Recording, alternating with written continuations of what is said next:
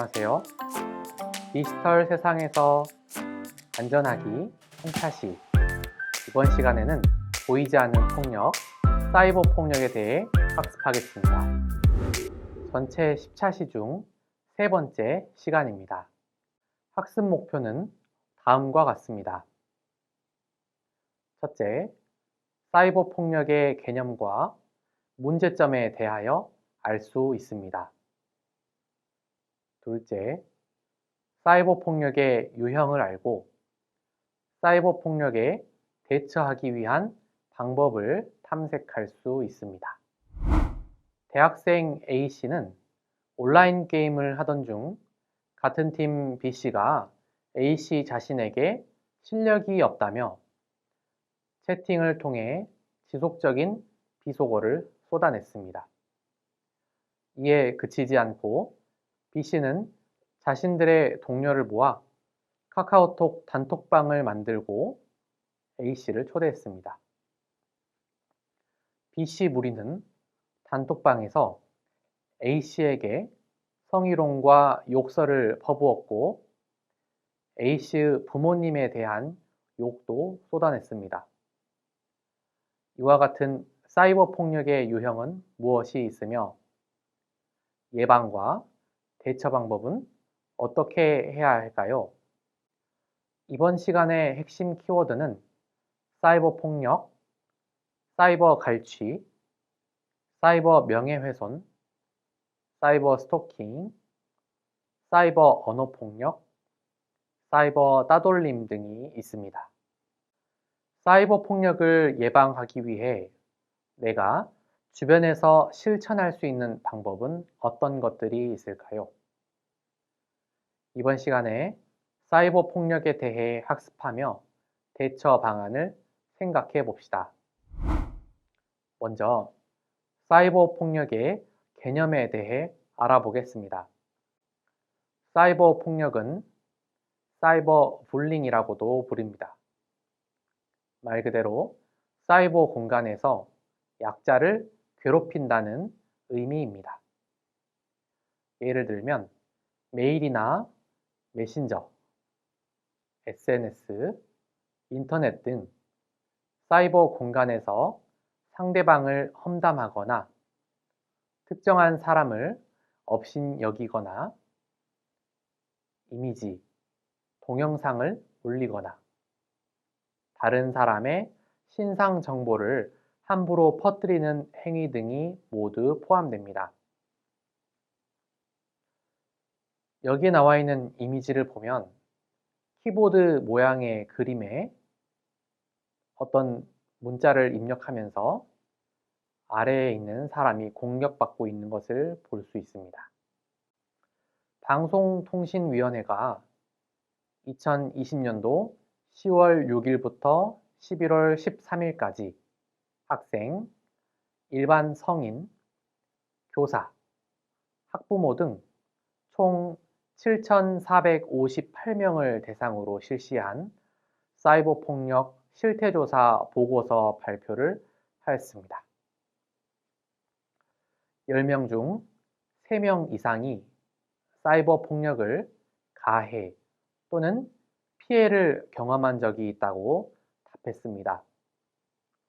조사에 따르면 성인의 사이버 폭력 경험률은 65.8%로 전년 54.7%에 대비했을 때 11.1%포인트 증가하여 3년 연속 지속적으로 증가하였습니다. 2020년에 가해자와 피해자 모두 경험한 비율은 37.8%로 2018년 17.8%, 2019년 26.3%에 비교했을 때 높아지고 있으며 가해 또는 사이버 폭력 피해 역시 늘어나고 있는 것을 확인할 수 있습니다.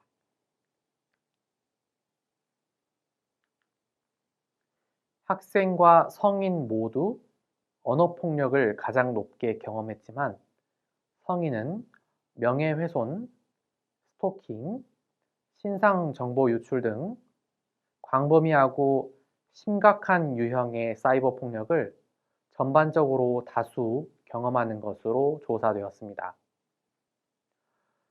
사이버 폭력의 가해 유형별로 살펴보면 언어 폭력이 29%로 가장 많았고 명예훼손이 그 다음인 21%, 강요 20.7%, 따돌림 19.6%, 스토킹 19.1%, 성폭력 18.8%, 신상 정보 유출 18.1%, 갈취 18.1% 순으로 나타났습니다.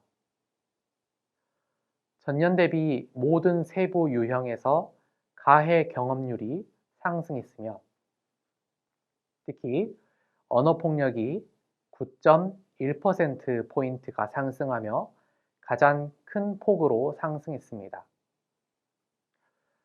이와 같은 사이버 폭력은 2018년 이후 지속적인 상승을 보이고 있습니다. 가해 수단 및 방식들을 살펴보면 사이버 폭력 가해 경험이 있는 성인의 41.4%는 SNS를 통해 가해 행위를 하였으며 이어 인스턴트 메시지, 커뮤니티, 개인 홈페이지 등의 순으로 나타났습니다. SNS를 활용한 가해 행위는 2018년부터 꾸준히 상승하고 있는 반면 이메일과 개인 홈페이지를 활용한 가해 행위는 매년 감소하고 있는 것으로 나타났습니다. 가해 방식은 혼자서 했다는 비율은 60.6%로 전년과 비교했을 때 9.5%포인트가 감소한 반면 여러 명이 함께 했다는 비율은 39.4%로 9.5%포인트가 증가했습니다. 여러 명이 함께 가해한 경우 2명이었다는 응답이 24.1%로 가장 높았습니다.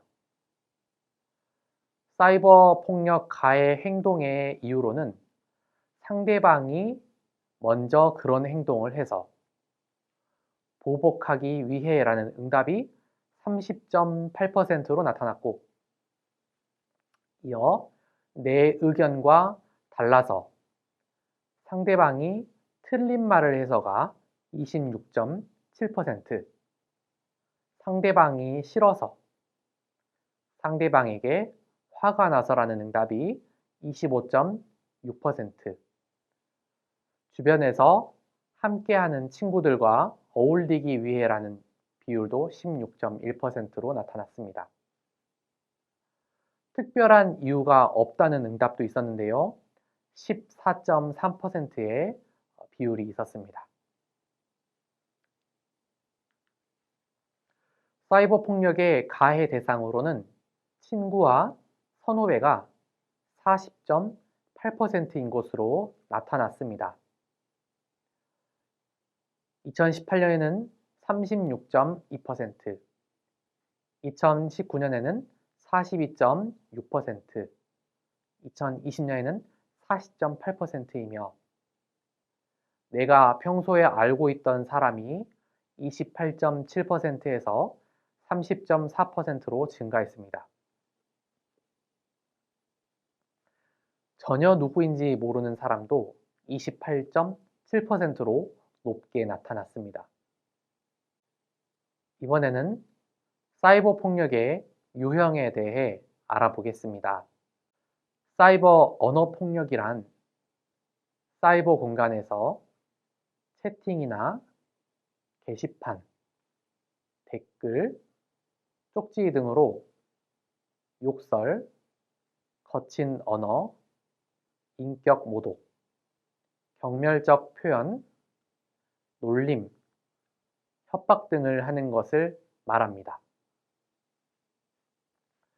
사이버 명예훼손은 사실 여부와 관계없이 다른 사람의 명예를 훼손하는 글을 인터넷이나 SNS 등에 올려 아무나 볼 수 있게 하는 행위를 말합니다. 사이버 성폭력이란 사이버 공간에서 성적인 묘사나 성적 비하, 성차별적 욕설 등 성적 불쾌감을 느낄 수 있는 내용을 올려놓거나 음란한 동영상, 사진을 퍼뜨리는 행위를 말합니다.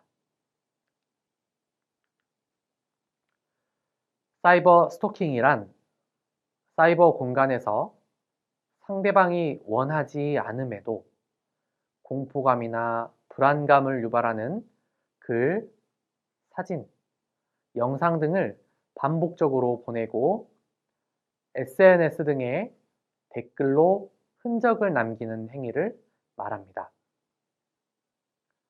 신상 정보 유출은 개인의 사생활, 비밀 등을 인터넷, SNS 등에 언급 또는 게재하거나 이름, 거주지, 학교, 직장 등 신상 정보를 유포하는 행위를 말합니다.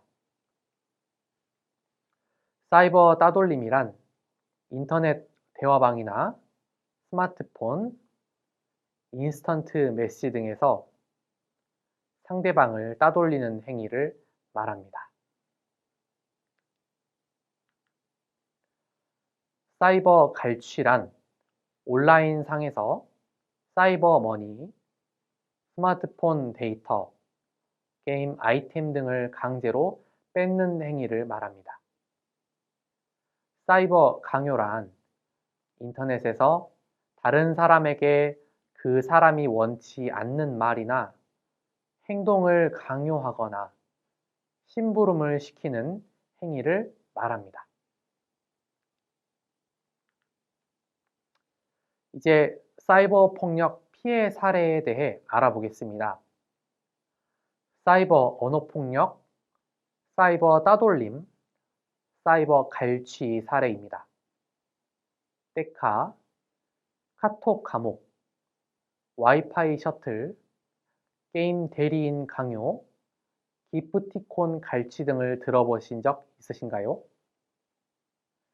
떼카는 단체 대화방에 초대해 집단으로 욕설을 퍼붓는 행위를 말합니다.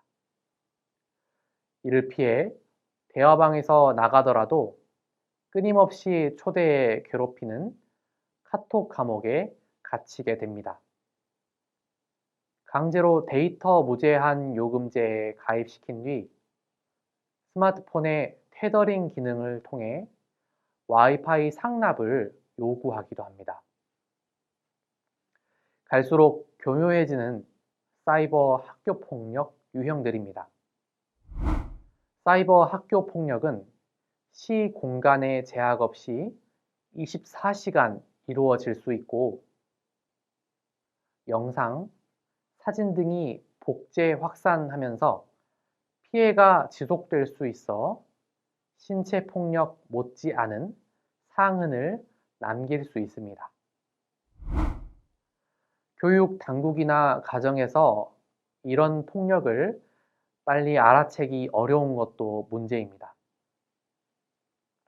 최근 학교 폭력에서 사이버 학교 폭력이 차지하는 비중이 늘어나고 신종 피해 사례가 잇따르자 정부가 대응책을 내놓았습니다. 학교 폭력 예방법을 개정해서 사이버 학교 폭력 관련 학생 보호를 강화하겠다고 하는 것입니다. 교육부는 학교폭력대책위원회에서 이러한 내용을 담은 학생 사이버 폭력 예방 및 대응 방안이 심의, 의결되었다고 밝혔습니다. 학교폭력 예방법 제2조를 개정해 학교 폭력 유형 가운데 사이버 따돌림을 사이버 폭력으로 대체하기로 했습니다. 사이버 폭력은 정보통신망을 이용하여 학생을 대상으로 발생한 신체, 정신 또는 재산상의 피해를 수반하는 행위로 정의하기로 했습니다. 사이버 따돌림은 휴대전화 등 정보통신기기를 이용해 학생들이 특정 학생을 대상으로 지속적이고 반복적으로 심리적, 신체적 공격을 하는 것을 의미하며 이와 관련한 개인정보 또는 허위 사실을 유포해서 고통을 주는 모든 행위를 포함할 예정입니다. 사이버 폭력은 사이버 공간의 정의가 정보통신기기에서 정보통신망으로 넓어졌고 가해 행위에 대한 표현도 더 포괄적으로 바뀌었습니다. 이 밖에 개정법은 가해 학생의 접촉, 협박, 보복 행위 금지, 조치를 이용한 행위도 포함하여 사이버 공간에서의 2차 가해도 방지할 방침입니다. 두 번째, 사이버 스토킹 사례입니다. 20대 여성인 A씨는 SNS를 통해 A씨의 프로필 사진을 보고 연락했다는 익명의 남성에게 메시지를 받게 됩니다. 메시지 내용은 우리 언제 볼 수 있는 거야? 왜 연락 안 받아? 죽고 싶냐 등 위협적인 발언과 SNS를 통해 알아낸 개인 신상 정보를 언급하며 수시로 만남을 요구했습니다. 신변의 위협을 느낀 A씨는 경찰에 신고했고 경찰이 조사에 나서자 사이버 스토킹에서 벗어날 수 있었습니다. 그렇다면 사이버 폭력은 어떻게 예방할 수 있을까요? 사이버 폭력의 피해자 또는 가해자가 되지 않기 위해서는 다음과 같은 사항을 꼭 지킬 필요가 있습니다. 첫째, 스마트폰, 웹상에서 이루어지는 대화 과정에서 상대방을 존중합니다. 대화 과정에서 사용하는 언어는 항상 신중하게 사용합니다. 자신의 정보를 소중하게 다루며 외부에 공개되지 않도록 관리합니다. 혹시 사이버 공간에서 논쟁이 일어났을 경우에는 절제하여 대응합니다.